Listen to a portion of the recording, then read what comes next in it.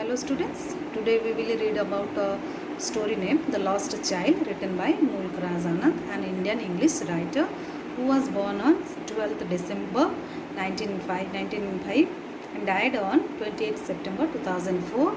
He was awarded with many awards like Sahitya Academy Award and Padma Bhushan. So some of his notable works include Untouchable, Woolly, Two Lips and a Bird, and Across the Black Water. So the story is about a child who goes to a fair with his parents. He is very happy and excited by seeing different kinds of things like sweets, toys, balloons, and and he wanted to buy all those things, but his parents denied to buy all these things for him. But in the middle of the story, he is lost in the fair, and he started crying, and someone tries to help him, someone tries to console him, and he also, that stranger also tries to give all those things he wanted from the fair. But let's see whether he accept all those things from the stranger or not. So let's read the story so that we'll come to know that what has happened in the story. So it was a festival of spring. From the wintry sets of narrow lanes and alleys emerged a gaily clad humanity. Some walked, some rode on horses, others sat being carried in bamboo and bullock carts. One little boy ran between his father's legs, brimming over with his life and laughter. So now everyone is ready to attend the festival, the fair. So and the child also, the small child also, he is ready. Now he is going to attend the fair, to visit the fair with his parents, and he was running between his father's legs, and he is very happy, and brimming over means he is very filled with happiness, and he is ready to go to the fair. So come child come, called his parents as he lagged behind, fascinated by the toys in the shops that lined the way. So now they are on the way to the fair.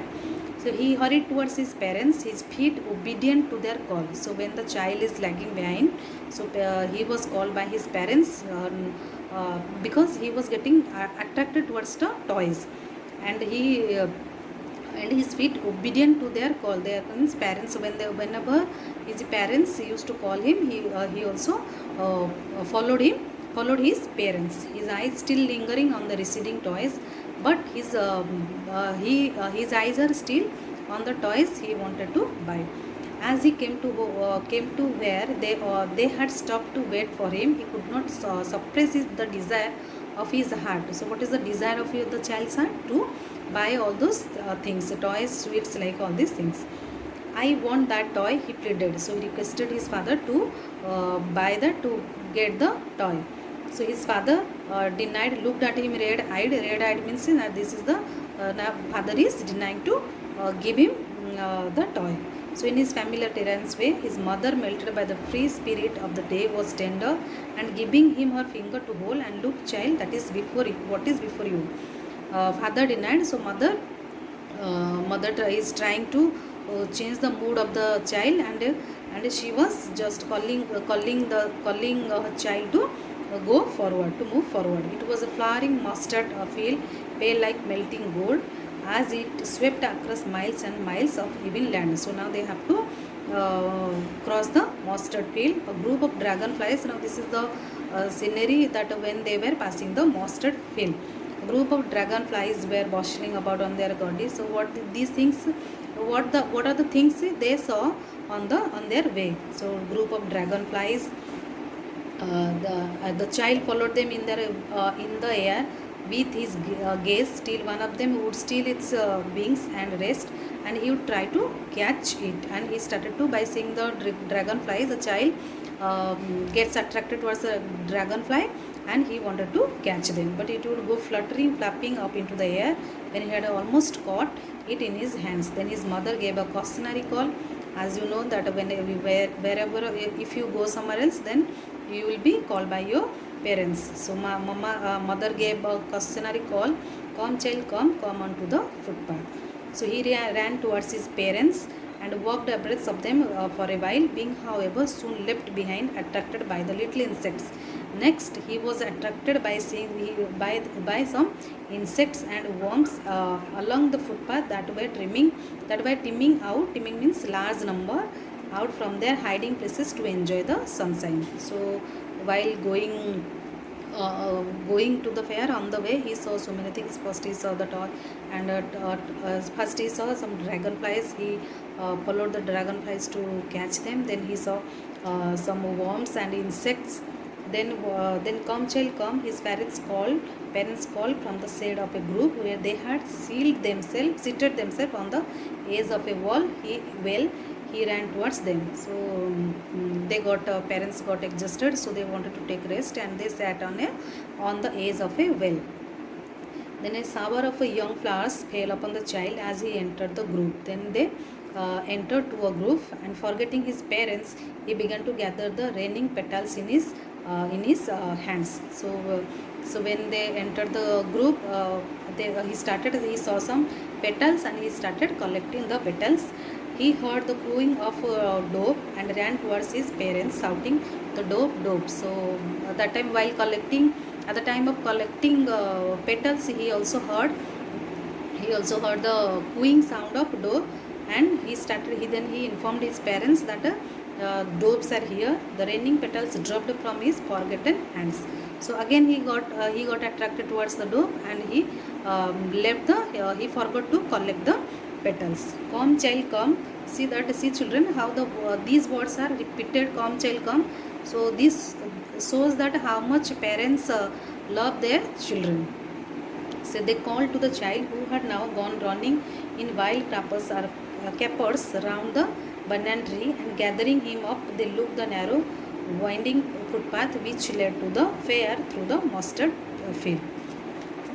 So as they neared the village, the child could see. So when they just reached to the fair, the child could see many other footpaths full of throngs. Throngs means crowd, conversing to the willful of the fair, and felt at once repelled and fascinated by the confusion of the world he was entering. So now the fair was a confusing world for the child, because before he had never seen this type of crowd and people all together at a time in a one place. So it was a different kind of a world for the child. So now you'll find that what the child sees in the fair from the beginning to the end. So first, what did the child see? A sweet meat seller hawked gulab jamun, rasgulla, barfi, jalebi at the corner of the entrance. And when he heard and he saw the different kinds of sweets, he got attracted, and his mouth watered for the barfi, because barfi was his favorite sweet. I want that barfi. He slowly murmured, because he knew that his father will not allow him to get that barfi. But he half knew that he begged that his plea would not be heeded, will not be fulfilled by his father. So then he went away. Then next, what did he see? A flower seller hawked a garland of gulmohar. The child seemed irresistibly drawn. He went towards the basket where the flowers lay heaped, and half murmured that I want that garland, the garland of gulmohar. So what did the child see first? First he saw sweets. Then secondly he saw that a garland of gulmohar. Then third, what did the child see? A man stood holding a pole with yellow, red, green and purple balloons. So thirdly, the child saw different kinds of colorful balloons. The child was simply carried away by the rainbow glory of their silken colors, and he was filled with an overwhelm. He got attracted towards the balloons, and he wanted to have all those balloons. But he knew that his desire will not be fulfilled, so he walked on further. So next, fourth, what did he see?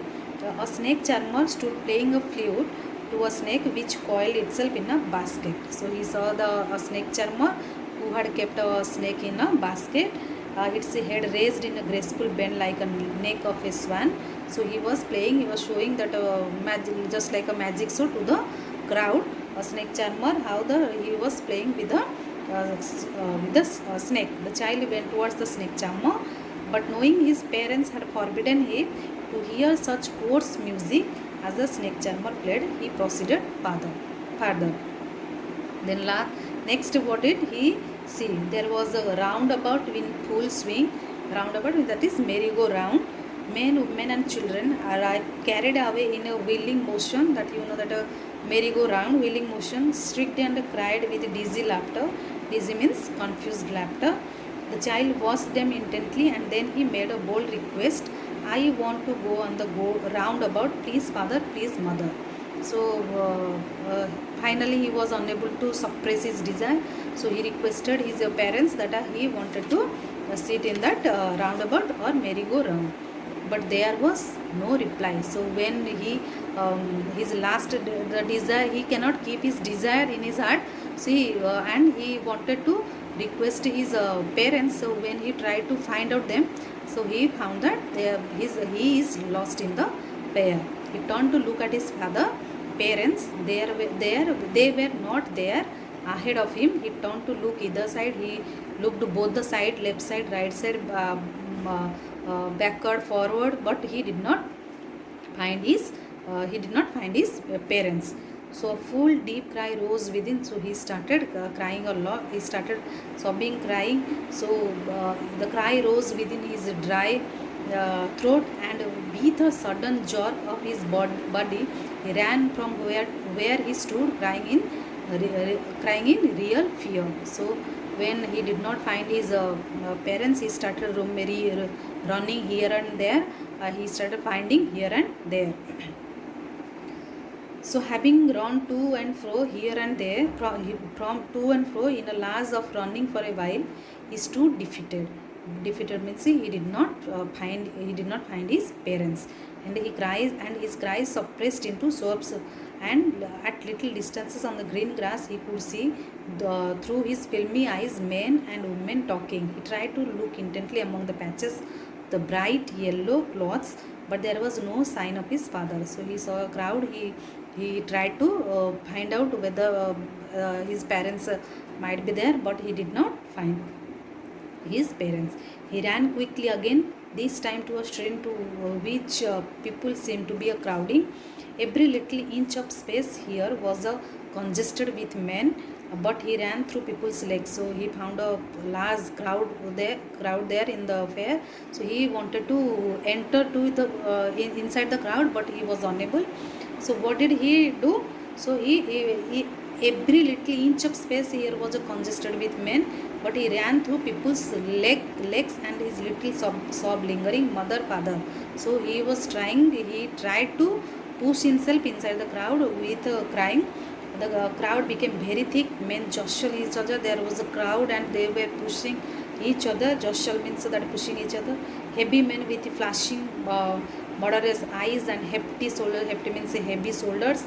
The poor child, small child, struggled to thrust a way between their feet, but knocked to and fro by their brutal movements.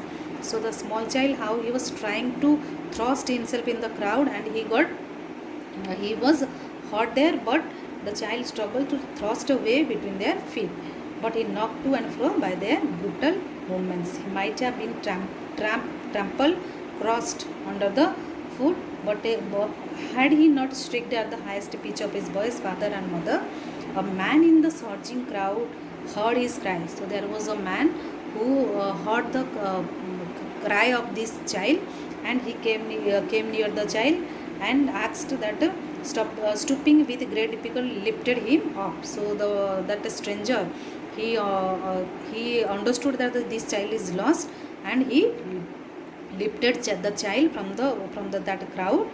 And how did you get here, child?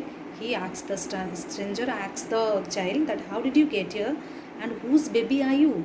The man asked as he steered clear of the mass. The child wept more bitterly than ever now and only cried, I want my mother, I want my father. So when the stranger asked him that whose baby are you, then he cried more, and he was only asking for his mother and father. The man tried to soothe him, he tried to console him by taking him to the roundabout. So here you see, children, this stranger offers everything the child wanted in the beginning, or in the beginning of the affair.